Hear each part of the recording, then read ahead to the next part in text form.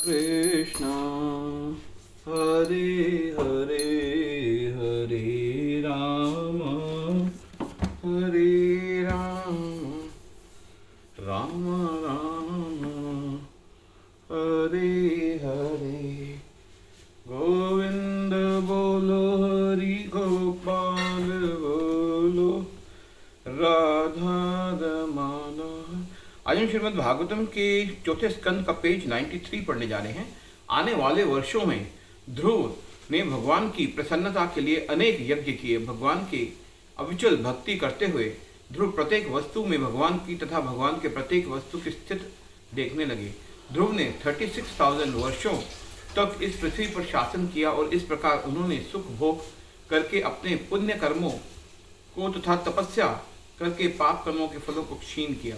इस काल की समाप्ति पर ध्रुव ने पृथ्वी का राज्यभार अपने पुत्र को सौंप दिया। अपने शरीर, पत्नियों, पुत्र पुत्रियों, बंध बांधवों, सेना, कोष, महलों तथा बाग बगीचों को भगवान की माया शक्ति की सृष्टि मानकर उन्होंने एक सबका परित्याग कर दिया और हिमालय में स्थित बद्रिकाश्रम की ओर प्रस्थान किया।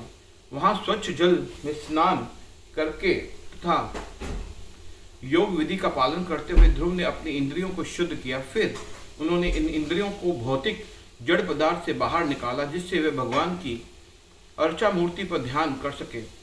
ध्यान अवस्था में उनका हृदय भाव विभोर होकर द्रवित हो जाता, उनके नेत्रों से अविरल अश्रु प्रवाहित होते, उनका शरीर कांपने लगता और रोम खड़े हो जाते।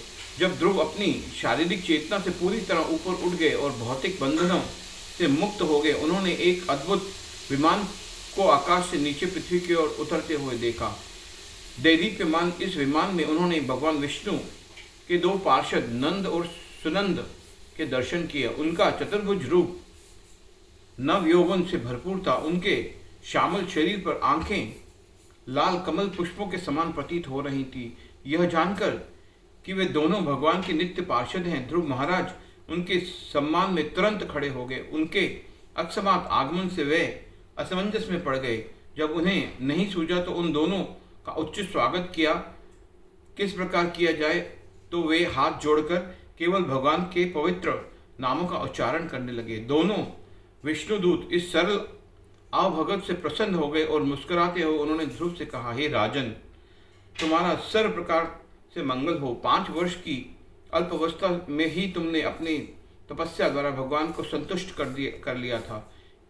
हम भगवान के दूत हैं और तुम्हारे वैकुंठ ले जाने के लिए आए हैं। यह वैकुंठ लोक अत्यंत विशेष हैं और समस्त ग्रह इसके चारों ओर घूमते हैं। न तो तुम्हारे पूर्वजों ने और न ही किसी अन्य ने इससे पहले इस लोक की प्राप्ति की है। भगवान नारायण ने स्वयं ये विमान तुम्हारे लिए भेजा है। कृपया इस पर विराजमान होकर वैकुंठ गमन करें और सदा के लिए वहां निवास करें।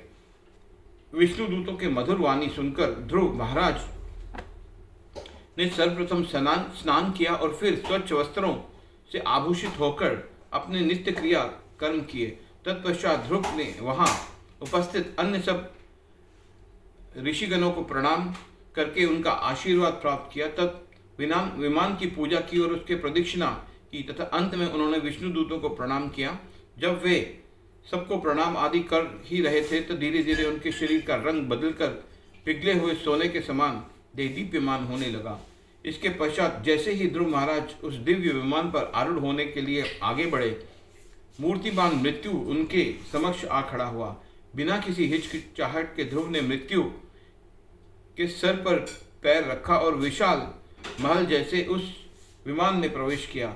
उसी समय आकाश में नगाड़े बजने लगे, गंधर्वगण गाने लगे और ध्रुव के ऊपर पुष्पों की वर्षा होने लगी। परंतु विमान में बैठते ही उन्हें सहसा अपनी माता सुनीति का स्मरण आया। मैं अपनी अबला माँ को अकेला छोड़कर स्वयं वैकुंठ कैसे जा सकता हूँ। हरे कृष्णा कृष्णा।